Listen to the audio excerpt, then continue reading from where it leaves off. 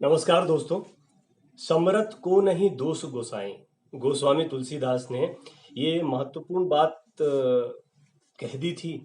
और इसका तात्पर्य हम सब जानते हैं कि जो सामर्थ्यवान है उसका कभी कोई दोष नहीं होता।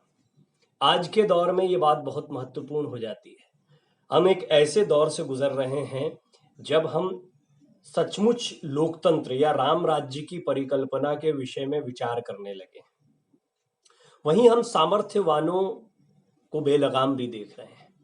सुशांत सिंह राजपूत मामले में शुरुआत में मुझे भी लगा कि ये फैंस की अतिशयोक्ति हो सकती है, भावनात्मक रूप से वो शायद इस बात का विचार कर रहे हैं कि कोई इतना स्वस्थ व्यक्ति इस तरह का काम नहीं कर सकता। हालांकि इस पर मेरा मत आज भी है कि अस्वस्थ कौन है तो किसी का भी नहीं पता है। हम सभी के साथ कुछ ना कुछ दिक्कतें हैं। पूर्ण स्वस्थता तो सिर्फ ज्ञानियों को प्राप्त है। लेकिन अब जब इस पूरे मामले की बात हो रही है और इसके कई पहलू सामने आ रहे हैं तो ये बहुत स्पष्ट हो गया है, बहुत स्पष्ट हो गया है कि इसमें कुछ ना कुछ ऐसा है, कुछ ना कुछ ऐसा है जो किसी भयंकर साजिश पर से पर्दा उठाएगा। उठा तो, लेकिन मैंने पहली लाइन कही, समरथ को नहीं दोष गोसाई। ये लाइन कब लिखी गई थी? उस समय पर जब मुगलों का अत्याचार कह लीजिए, राज कह लीजिए, पूरी तरह से काबिज था। हर जगह हिंदू धर्म के मानने वालों को दबाया जा रहा था। हर मुमकिन प्रयास किया जाता था धर्म परिवर्तन का। इसके बावजूद जो है वो भक्ति का अलग भक्ति मार्ग जागा हुआ था, चल रहा था। उसके बाद अंग्रेजों के अपने प्रयास रहे। उस समय पर बाबा तुलसीदास ने इस बात को लिखा। अब रामराज की परिकल्पना करिए, क्या रामराज में स्थिति रही होगी? वाल्मीकि रामायण से मैं कई बार आपको कई प्रसंग बताता हूं कि वो उन्होंने उस समय के अयोध्या के विषय में, उस समय श्री रामचंद्र की प्रजा के बारे में, उस समय के सुख वैभव के बारे में लिखा है और नीति व्यवस्था, न्याय व्यवस्था क्या थी उसके बारे में लिखा है। समरथ को नहीं दोष गोसाई क्या आज भी है? निश्चित तौर पर आज भी हम देखते हैं कि जो सामर्थ्यवान लोग होते हैं उनके साथ एक अलग किस्म का ट्रीटमेंट होता है। वो हमारी व्यवस्था में हर जगह पर होता है। और जो सामर्थ्यवान नहीं है वो बहुत छोटे छोटे मामलों में पूरी जिंदगी पिसते रहते हैं। और हमने ये भी देखा है कि चाहे वो राजनेताओं के बेटे हों या किसी भी जो हम कहते हैं अमीर बाप की बिगड़ी औलाद शब्द का इस्तेमाल करते हैं, हमने देखा है कि इस तरह के कई मामले सामने आए हैं। जेसिका लाल का मामला हमारे सामने था, मीडिया ने इसमें महत्वपूर्ण भूमिका निभाई। सुशांत सिंह राजपूत एक ऐसा मामला है जहां पर मीडिया बहुत खुलकर सामने आया। एंड आई रियली अप्रिशिएट उन लोगों को, मैं जरूर उनकी तारीफ करना चाहूंगा जिन्होंने सोशल मीडिया के जरिए लगातार लगातार इस मुद्दे को उठाया और एक दबाव उनकी वजह से बना है। कई मेरे मित्र हैं, जैसे नेहा है, बहुत लगातार काम कर रही है। सुनील झा को हम देख रहे हैं कि उनको भी लोगों ने हाथों हाथ लिया है। और भी ऐसे बहुत से लोग हैं जिनके नाम शायद मैं यहाँ कोट ना कर पाऊं या मैं निजी तौर पर उनसे परिचित नहीं हूं तो शायद मैं उनको नहीं जानता। लेकिन इन लोगों ने काफी अच्छा काम किया कि सोशल मीडिया की ताकत को भी दिखाया कि इतना महत्वपूर्ण मुद्दा है।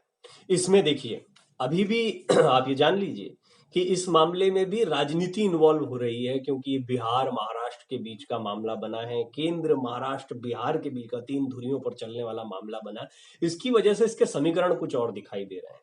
सीबीआई जांच जो है वो अब उसकी मांग को मान लिया गया है। इतना आसान होता नहीं है हमारे यहाँ पर इन चीजों का हो जाना, बट हो रहा है। तो कहीं ना कहीं उसकी जो टिप्स, अब सब कह रहे हैं, अब बड़े बड़े नेता महाराष्ट्र के कह रहे हैं कि हमारे पास सबूत है, हम उसको सामने रखेंगे। अभी तक वो चीजें दबी हुई थी, डरे हुए थे लोग। तो ये डर जैसे ही निकलता है ना तो अच्छे से अच्छे सामर्थ्यवान भी फीके पड़ जाते हैं। महत्वपूर्ण बात पूरी इस बातचीत का लब्बो लुभाव ये कि समर्थ को नहीं दोष गुसाई, इस बात को यदि असत्य साबित करना है सामर्थ्यवान, और ये रामराज में कभी नहीं हो सकता।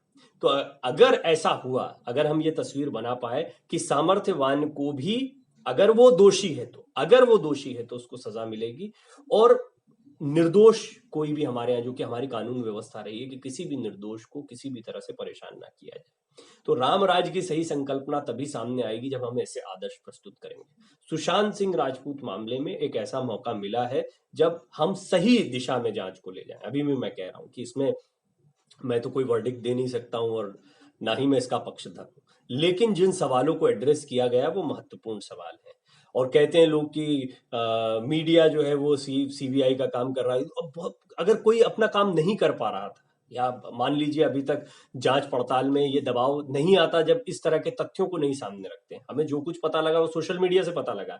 अब ऐसा भी पता लग रहा है कि उन बातों में कुछ दम भी है, सभी कुछ असत्य नहीं है। पहले तो लग रहा था कि किस्से कहानियां हैं, ये हैं तमाम चीजें, लेकिन अब लग रहा है कि इसके तार तो बहुत गहरे जुड़े हुए हैं। और पहले कुछ इस तरीके से निकल गए थे कि बस एक आत्महत्या हो गई है और देखिए कितना डिप्रेशन का माहौल है और कितने बुरे हालात चल रहे हैं, लेकिन स्थितियां अब ऐसी दिखाई नहीं पड़ रही हैं। ये एक बहुत अच्छा मौका है।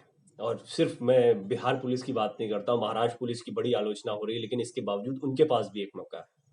मैं सरकारों की भी बात करता हूँ, मैं उन लोगों की भी बात करता हूँ जो राजनैतिक धर्म का पालन करते हुए अपने परिवार से ऊपर उठकर समाज के प्रति, राज्य के प्रति, राष्ट्र के प्रति अपने समर्पण को दिखाएं, क्योंकि वो जिम्मेदार पोजीशंस पर हैं और उनको जनता ने ये जिम्मेदारी दी है। एक बहुत अच्छा मौका है जब इस बड़े मामले का खुलासा करके हम ये आदर्श स्थापित कर सकते हैं कि आप कितने भी सामर्थ्यवान हो, अगर गलत काम किया है तो उसकी सजा आपको मिलेगी। और कितना ही छुपाया जाए, दबाया जाए, अगर कोई अनैतिक कार्य किसी निर्दोष के साथ हुआ है तो उसका खुलासा भी जरूर होगा। ये बात सिर्फ एक केस की नहीं है, बात सिर्फ सुशांत सिंह राजपूत की नहीं है, बात सिर्फ बिहार की नहीं है, ये सिर्फ बात मुंबई की नहीं है। इसमें कई और चीजें हो सकता है, कई और खुलासे भी सामने आए, सभी के बारे में सामने आए, लेकिन महत्वपूर्ण बात यह है कि हमारे यहाँ की न्याय प्रक्रिया निष्पक्ष है और सामर्थ्यवान भी इसके दायरे में आता है। ये चीज जो है इससे जरूर तय होगी। तो ये बहुत महत्वपूर्ण मामला है। एक बार फिर साधुवाद उन लोगों को जिन्होंने इस मामले को अभी तक उठाया है, और मैं उम्मीद करता हूं कि इस मामले में अब जब सीबीआई जांच होने वाली है या शुरू हो चुकी है, तो अब ऐसे में हम लोग ये देख पाएंगे कि कुछ चीजों से सचमुच पर्दा उठ पाएगा। ऐसी उम्मीद करते हैं। बहुत बहुत धन्यवाद सुनने के लिए।